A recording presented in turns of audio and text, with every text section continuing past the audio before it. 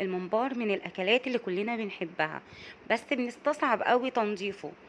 النهارده بقى هقولك على طريقة سهلة جدا وحصري تقدري تنضفي بيها الممبار بمنتهى السهولة، مش هيبقى فيها اي صعوبة خالص.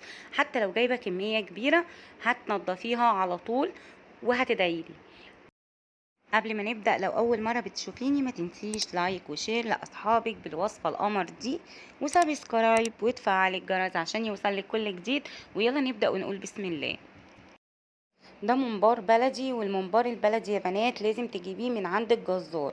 ونصيحة بلاش الممبار الصيني اللي بيبقى متنضف ومتعبي في اكياس، ده حاجة مش حلوة، انا ما منصحكيش بيه خالص، ما بيبقاش ليه اي طعم. الممبار البلدي زي ما انتوا شايفين كده بيبقى فيه دهون. الدهون ديت لو انت حاسة ان هي كتيرة ومش نظيفة ممكن تنضفيها بالمقص، بس وانت بتقصيها خلي بالك ان انت ما تدخليش على الممبارة وتقطعيها.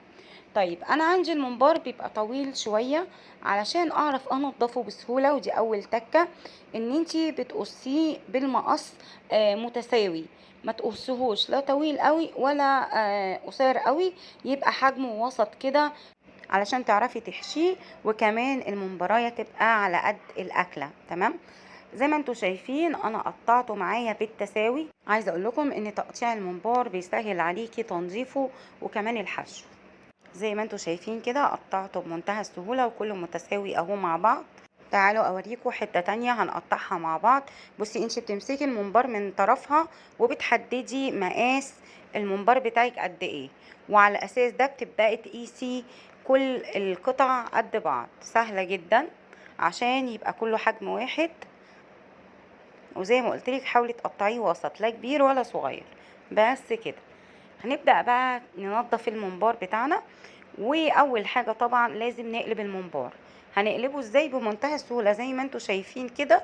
انا بتني الطرف بتاع الممبراية بتاعتي وبحطها تحت الحنفية، ودي اسهل طريقة لقلب الممبار. بمجرد لما تتنيها وتدخلي حتة الممبار فوق كده وتنزلي عليها المية، هي هتنزل معاكي بمنتهى السهولة. ليه؟ اولا هي مش طويلة، فبصوا منتهى السهولة هتتقلب معاكي. حتة كمان اهي، واوريكي انا بعمل صباعي ازاي. بمسك كده من طرف الممبار واروح تانية بايدي، بس كده تانية بصباعي، بالصباع ده والصباع ده اهو كده، بس كده. نزلي بقى المية بتاعت الحنفية، ايوه كده، برافو عليكي، هتروح نازله معاكي بمنتهى السهوله. وزي ما قلتلك هتتقلب معاكي بسهوله جدا، لان انت عندك الممبار مش طويل، احنا قصينه وعاملينه قطع متوسطه كده تبقى لذيذه في الحشو. وزي ما قلتلك هتسهل عليكي التنظيف جدا. بس كده طريقة سهلة جدا وبسيطة تقدري تقلبي بيها كمية الممبار بتاعك بمنتهى السهولة.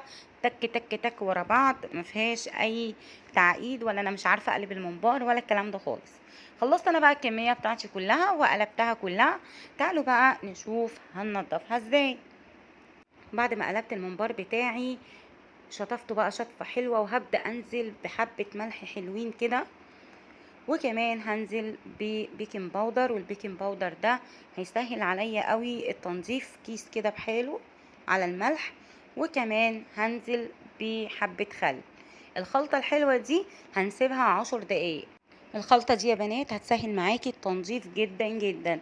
ومجرد كده لما بتحطي التلاتة مع بعض، الملح والبيكنج باودر والخل، بتلاحظي ان في فوران بيحصل كده. فما تقلقيش، هي دي حاجة طبيعية نتيجة لتمازج الثلاث مكونات مع بعض.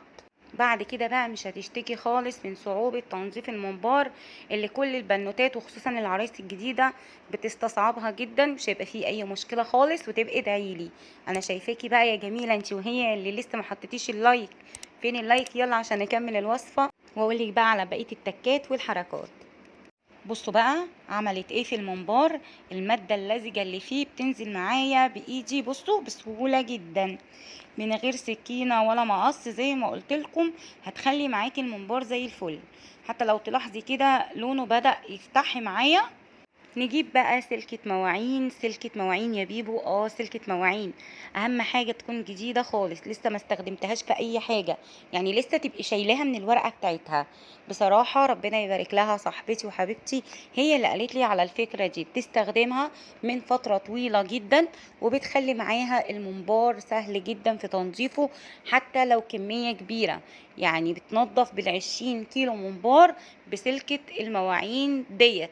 بس زي ما قلت لك لازم تبقى جديدة نوفي، فما تقلقيش خالص ان ممكن سلك مثلا منها يطلع يلزق في المنبار، مفيش الكلام ده خالص. انا برضو كنت مستغربة زيكم بالظبط. كمان انا جت لي فكرة بقى ممكن نجربها برضو مع بعض، هتبقى لطيفة.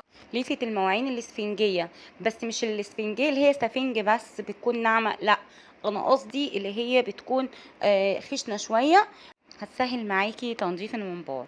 بصوا بقى، أنا زي ما انتوا شايفين انا بمسك القطعة وانا بكون متحكمة فيها كده من فوق، وهبدأ انزلها كده على المنبار بتاعي، فهتنزل معايا المادة اللزجة بمنتهى السهولة.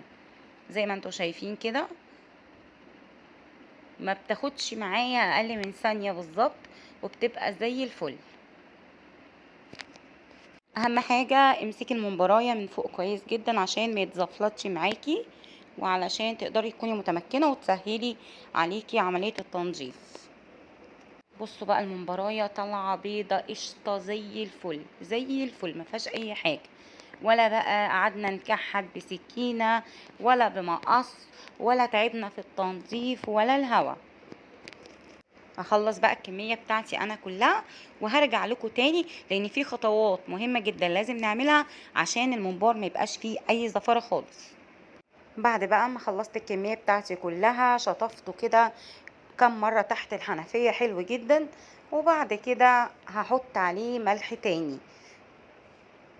الملح يا جماعة هو اللي مش هيخلي فيه اي ريحة زفارة خالص، ولا اي ريحة ما تحبيش تشميها من الممبار.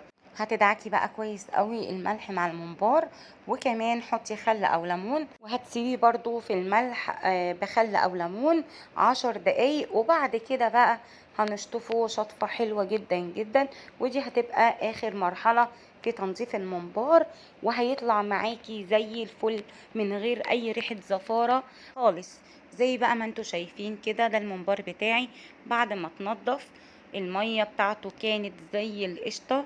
بصوا الممبراية نفسها يا بنات نضيفة فلة فلة كده من بره وجوه كمان، شايفين؟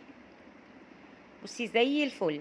هتلاقي الممبراية لونها اتغير معاكي، بقت شفافة كده، ده دليل ان هي اتنضف تنظيفة روعة. بصوا الجمال، بصوا الحلاوة يا جماعة، مفيش اي صعوبة بقى في تنظيفه، ولا ان احنا بقى نبقى مستتقلين بقى هننضف ممبار. الموضوع سهل جدا جدا جدا. الخلطة الفوارة دي هتفرق معاكي، بيكنج باودر ملح خل، صدقيني هتنضفيه في منتهى السهولة. زي ما قلتلك حتى لو جايبة كمية كبيرة جدا مش هياخد معاكي وقت خالص، وهيبقى الممبار بتاعك فلة شمعة منورة زي ما انتوا شايفين كده. وكل سنة وانتوا طيبين، العيد على الأبواب، يا رب يعود علينا وعليكم الأيام ونكون كلنا يا رب في أحسن صحة وفي أحسن حال وفي سعادة وهنا دايما يا رب، دايما سالمين، وتاكلوا اللحمة بقى وتبقوا متختخين. واستنوني في وصفة جديدة وسر خلطة الممبار وازاي نحشي الممبار بسهولة. كنت عملت معاكم قبل كده ازاي تسلقي اللحمة وتبقى معاكي دايبة بطعم روعة وشوربة طعمها حكاية، وعملت معاكم اللحمة بالصوص المكرمل، طبق كده ممكن تاكليه في اي مطعم بالشيء الفلاني. هسيب لكم الوصفتين مثبتين في التعليقات، واسيبكم في حفظ الله ورعايته، والسلام عليكم.